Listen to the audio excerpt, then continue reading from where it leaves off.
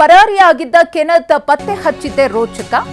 ಇದು ತಂದೆ, ತಾಯಿ ಮತ್ತು ತಂಗಿಯನ್ನ ಬರ್ಬರವಾಗಿ ಕೊಂದಂತಹ ಪ್ರಕರಣಕ್ಕೆ ಸಂಬಂಧಪಟ್ಟಂತಹ ಮಾಹಿತಿ. ಪ್ರಿಯಕರ ಕೆನತ್ ಅನ್ನ ಪತ್ತೆ ಹಚ್ಚಿದ್ದೇ ರೋಚಕ. ಬಂಧನಕ್ಕೆ 6 ತಂಡವನ್ನ ಪೊಲೀಸರು ರಚನೆ ಮಾಡಿದ್ರು. ತಿರುಚಿ, ವೆಲಂಕಣಿ, ಚೆನ್ನೈ, ಕೊಯಮತ್ತೂರಿನಲ್ಲಿ ಶೋಧವನ್ನ ಮಾಡಲಾಗಿತ್ತು ಕೆನತ್ಗೋಸ್ಕರ. ಬೇರೆ ಬೇರೆ ಕಡೆ ಪ್ರಯಾಣಿಸಿ ಕೊನೆಗೆ ಕೆನತ್ ಪುದುಚೇರಿಯನ್ನ ತಲುಪಿದ್ದ. ಕೆನತ್ ಪ್ರಯಾಣದ ಬಗ್ಗೆ ಪೊಲೀಸರಿಂದ ಲೆಕ್ಕಾಚಾರ. ತಕ್ಷಣ ಕೆನತ್ ಬೆನ್ನು ಬಿದ್ರು. ಪೊಲೀಸರ 2 ತಂಡಗಳು. ಕೊನೆಗೆ ಪುದುಚೇರಿಯಲ್ಲಿ ಪೊಲೀಸರ ಕೈಗೆ ಈ ಕೆನತ್ ಸಿಕ್ಕಿ ಬೀಳ್ತಾನೆ.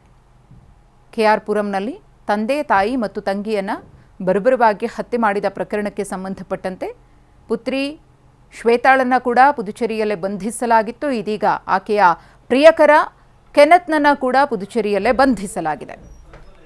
ಈ ಕುರಿತು ಮತ್ತಷ್ಟು ಮಾಹಿತಿಯನ್ನು ಕೊಡ್ತಾರೆ ನಮ್ಮ ಪ್ರತಿನಿಧಿ ಪ್ರಜ್ವಲ್. ಕೆನತ್ ಬಂಧನದ ಕಾರ್ಯಾಚರಣೆ ಹೇಗೆ ನಡೀತು ಅಂತ ಹೇಳಿ, ಯಾವ ರೀತಿ ಟ್ರ್ಯಾಪ್ ಮಾಡಿದ್ರು ಈತನನ್ನ ಪೊಲೀಸರು?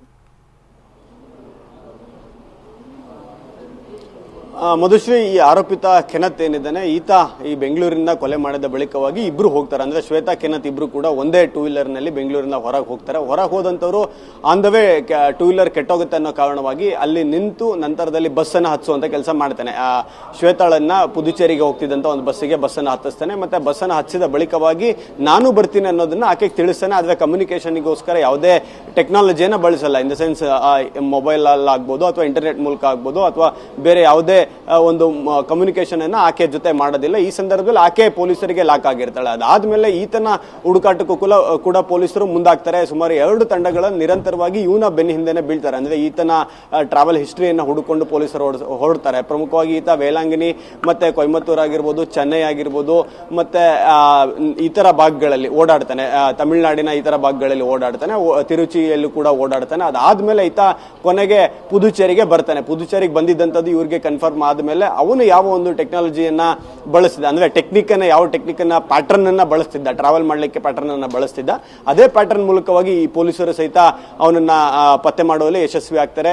ACP ಆಗಿರುವಂತ ಅಂದ್ರೆ KR ಪುರಂ ಇನ್ಸ್ಪೆಕ್ಟರ್ ಆಗಿರ್ಬೋದು, ಮತ್ತೆ ಒಂದು ಉಪವಿಭಾಗದ ACP ಆಗಿರ್ಬೋದು, ಮತ್ತೆ ಆ ಟೆಕ್ನಿಕಲ್ ಟೀಮ್ ಏನಿದೆ, ಆ ಟೆಕ್ನಿಕಲ್ ಟೀಮಿನ ಸಂಪೂರ್ಣವಾದಂತ ಎಫರ್ಟಿನ ಮೇಲೆಗೆ ಈ ಒಂದು ಟ್ರಾವೆಲ್ ಪ್ಯಾಟರ್ನ್ ಅನಲೈಸ್ ಮಾಡ್ತಾರೆ. ಅದೇ ಪೊಲೀಸರ ಬಿಗ್ಗೆಸ್ಟ್ ವಿನ್ ಅಂತ ಹೇಳ್ಬೋದು ಇವನನ್ನ ಪತ್ತೆ ಮಾಡುವ ವಿಚಾರದಲ್ಲಿ. ಅವನ ಟ್ರಾವೆಲ್ ಪ್ಯಾಟರ್ನ್ ಸಿಕ್ಕಿದ್ಮೇಲೆ ಆತ ನಗರದ ಬಸ್ ನಿಲ್ದಾಣದ ಒಳಭಾಗದಲ್ಲಿ ಹತ್ತುತ್ತಿರಲಿಲ್ಲ. ಬಸ್ಸನ್ನ ಆನ್ ದ ವೇ ಮಧ್ಯದಲ್ಲಿ ಎಲ್ಲೋ ಒಂದ್ ಕಡೆ ಹತ್ತುತ್ತಿದ್ದ. ಮತ್ತೆ ಇಳಿವಾಗ್ಲೂ ಅಷ್ಟೇ ಆತ ಮಧ್ಯದಲ್ಲಿ ಇಳ್ಕೊಳ್ತಿದ್ದ. ಅಂದ್ರೆ ನಗರ ಬಸ್ ಸ್ಟಾಪ್ ಬರುತ್ತೆ ಇನ್ನೊಂದು 4-5 ಕಿಲೋಮೀಟರ್ ಇದೆ ಅಂದ್ರೆ ಇವನು ಮೊದಲೇ ರಿಕ್ವೆಸ್ಟ್ ಮಾಡ್ಕೊಂಡು ಸ್ಟಾಪ್ ಅನ್ನ ತೆಗೆದುಕೊಳ್ತಿದ್ದ. ಅಲ್ಲೇ ಇಳಿದು ಪಾಸ್ ಆಗ್ತದೆ. ಹೀಗಾಗಿ ಬಸ್ ನಿಲ್ದಾಣದಲ್ಲಿ ಆ ಬಸ್ ನಂಬರ್ ಹಿಡ್ಕೊಂಡು ಕಾಯ್ತಿದ್ದಂತ ಪೊಲೀಸರಿಗೂ ಸಹಿತ ಆ ಟ್ರ್ಯಾಕ್ ಅನ್ನ ಮಾಡ್ಲಿಕ್ಕೆ ಆಗ್ತಿರಲಿಲ್ಲ. ಯಾವಾಗ್ಲೂ ಪೊಲೀಸರು ಇವನು ಬೆನ್ನ ಹಿಂದೆ ಹೋದಾಗ ಒಂದು 2 ಅವರ್ 3 ಅವರ್ ಇವನು ಮುಂದೆ ಇರ್ತಿದ್ದ, ಪೊಲೀಸರು 2-3 ಅವರ್ ಹಿಂದೆ ಇರ್ತಿದ್ರು. ಹೀಗಾಗಿನೇ ಈತ 2 ದಿನಗಳ ಕಾಲ, ಅಂದ್ರೆ ಆಕೆ ಶ್ವೇತಾ ಸಿಕ್ಕಿ 2 ದಿನಗಳ ಕಾಲ ಆತನನ್ನ ಹಿಡಿಲಿಕ್ಕೆ ಟೈಮ್ ತಗೊಳ್ತು. ಇದೊಂದು ಇಂಟ್ರೆಸ್ಟಿಂಗ್ ಕಾರ್ಯಾಚರಣೆ. ಮತ್ತೆ ಸಂಪೂರ್ಣವಾದಂತ ಪೊಲೀಸ್ ಫೋರ್ಸ್ ಏನಿತ್ತು, ವೈಟ್ ಫೀಲ್ಡ್ ವಿಭಾಗದ ಪೊಲೀಸ್ ಫೋರ್ಸ್ ಏನಿತ್ತು, ಇನ್ಕ್ಲೂಡಿಂಗ್ DCP, ಈ ಒಂದು ಕೇಸ್ ಮೇಲೆ ಕಾನ್ಸಂಟ್ರೇಷನ್ ಮಾಡಿ ಫಸ್ಟ್ ಆರೋಪಿಗಳನ್ನ ಅರೆಸ್ಟ್ ಮಾಡುವಂತದನ್ನೇ ಕಾನ್ಸಂಟ್ರೇಷನ್ ಮಾಡಿ